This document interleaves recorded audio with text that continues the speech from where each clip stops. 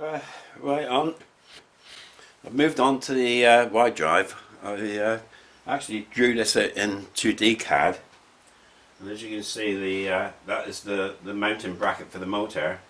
That's the motor itself, and that's the ball screw shaft there. And to my surprise, when I've actually bolted all this stuff in, the gap between the two shafts is 30mm in both cases, was spot on. So I was quite pleased that normally there's mistakes and errors, but it went together quite well. I was thinking of using the same method as I did with the Z arrangement, where I used the original zero backlash flexible coupling and my insert to match it to the motor shaft, but as I've mentioned before, the Y zero backlash coupling didn't exist. Somebody had obviously damaged it and replaced it with a lump of steel, which is really out of the question. So what do? I've been online and I can't get a flexible coupling anymore of that diameter. They're all smaller diameter, and also I can't really find couplings that's got the grub screw holes in positions that line up with my shaft, which is that they got detents at 120 degrees instead of 90. Also, the actual distance in from the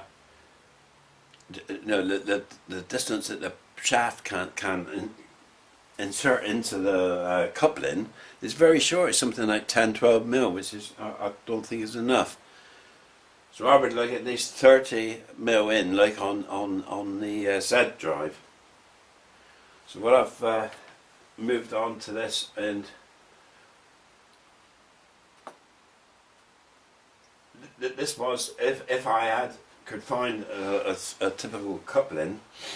That's my adapter to adapt the motor drive. Now I can't find the coupling. I've decided to now this is I can machine this in one as one piece. So that's my position. That's basically the length. That's the motor entry end. 14mm, reamed out to 14mm. The ream right through at 10mm for the output shaft. I've got my grub screw holes in the correct positions in both cases. The big awkward part is in fact how to cut the spirals. It's kind of a threaded or a helix. It's cut right through to the centre hole, and the pitch, if you like, is 2.5mm, and the width of the cut is shade under, well, shade under 0.5mm, I would say 0.45mm. Can I do that on the lathe? I'm not sure. I think I will attempt it actually. That's what I've got to make before I can proceed with the Y drive system. Just one other thing while we're about it is these reamers. That's a 10mm reamer, and I don't know if you can actually see on the box. It's got a tolerance rating of H7.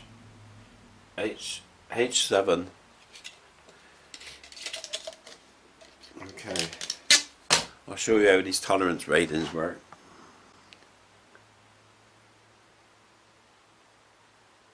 Okay, back to the laptop.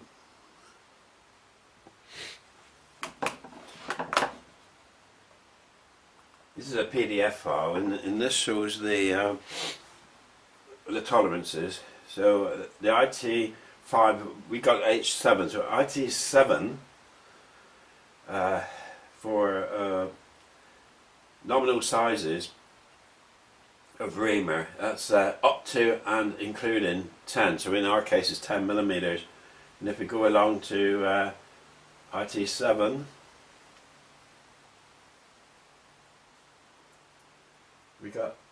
15, or actually that's micrometers, which is 100th of a millimeter. So in fact that's the tolerance. So the bottom end of the tolerance is, in this case, will be 10 millimeters. The maximum tolerance will be 10.015 millimeters. So it's not. So it actually will cut from dead 10 and up to 10.015 millimeters, and that depends on your method of reaming. Let's just say a good reaming method, optimum, let's say the minimum hole size will depend on how you ream the hole. RPM is generally quoted as half the drilling speed, but then again, what is the drilling speed for that size hole? I always use a very low RPM, but that's how it in fact it works. And then on shafts is always undersized. If I can, I'll just. Well, I don't know if you can see this. This is the. If I zoom out, that's the motor mounted, and the shaft is hidden behind. But what I want to do is do a micrometer reading.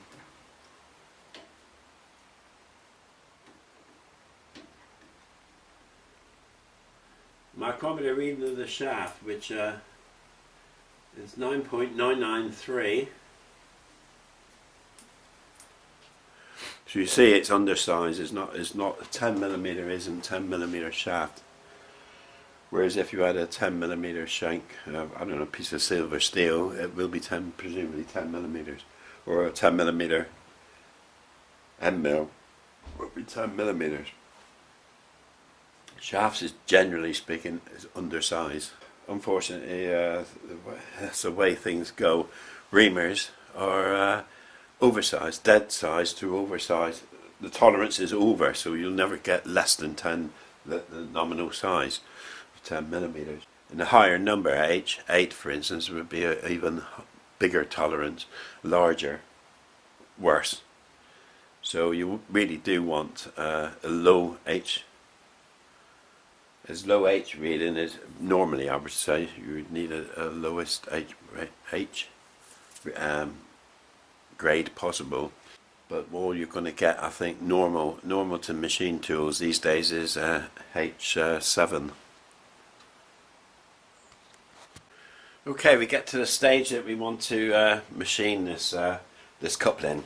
Now, there is a problem associated with it. If this is the drawing here. Normally what I would do is just cut it off, bung it in a 3-jaw chuck, drill through, bore it through, ream it right through, and then bore out that and ream that through all in one chucking. But it's not possible. Why?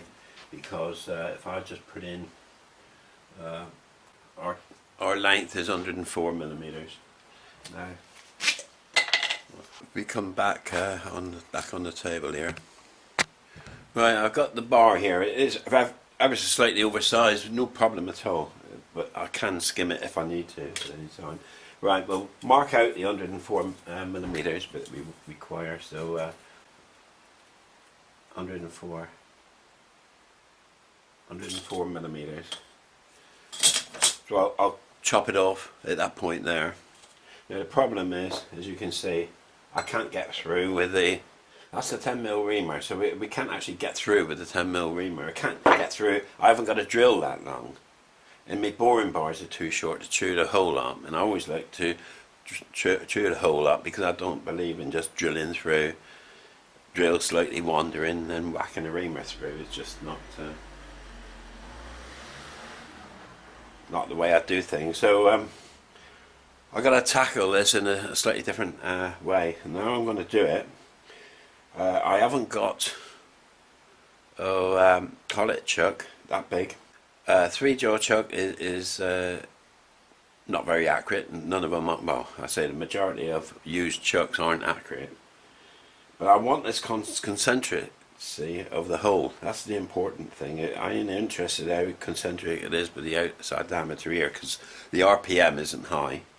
So it's not a balancing issue. although I can skim it anyway. What I want to do is ensure that the two holes are concentric.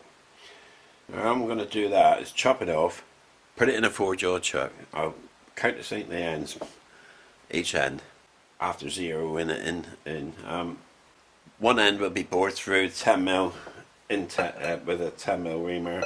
Now turn it over with a rotating centre on the other end, and we'll bore in and open out the other end to 14mm and put the 14mm reamer in. So that's the plan of action. It can come out the chuck, no problem, go in a 3-jaw chuck in order to drill the grub screw holes in threads. That's no problem. It can even be rechucked in a 3-jaw chuck for this helical cuts. It's the last operation, but it's just the centre hole. It needs that little bit of extra effort to get good concentricity. Reason is I don't want something wobbling around just on normal turning. It just wouldn't be well, not my cup of tea. So that's the plan of action of what we're going to do. So next thing is over to the lathe. This is pretty straightforward actually. The 3-jaw chuck needs to come off.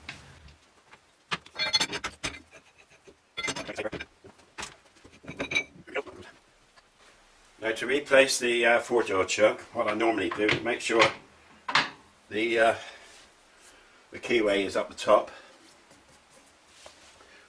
Blow out some crap.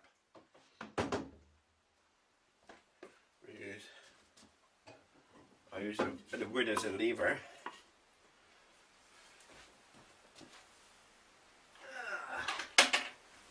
Here's that main chuck. Oh, right. I'll turn it just to show you.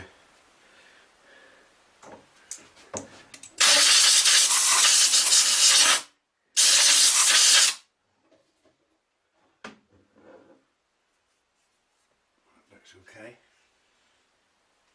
Right. I use this piece of wood just simply as a lever. I'll turn it to get the keyway at the top.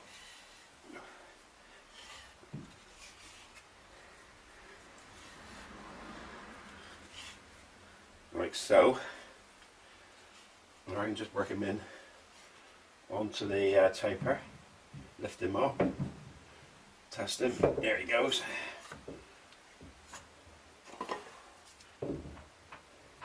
There he goes.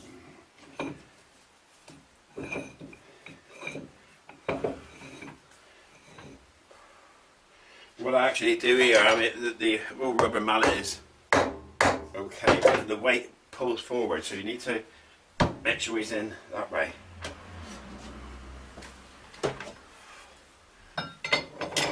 Put him on low gear, and I just pull him. The wrench, I just hit it a couple of times with my hand. That'll do.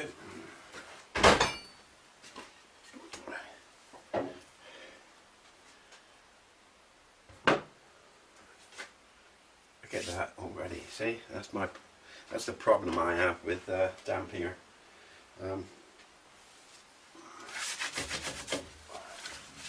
Really annoying, that is.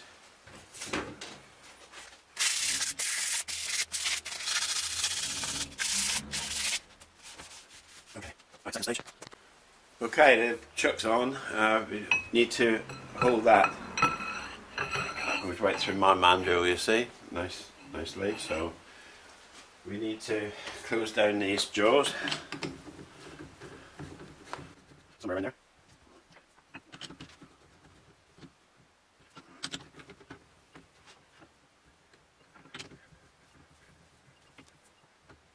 I'm using that inside guys here for approximate.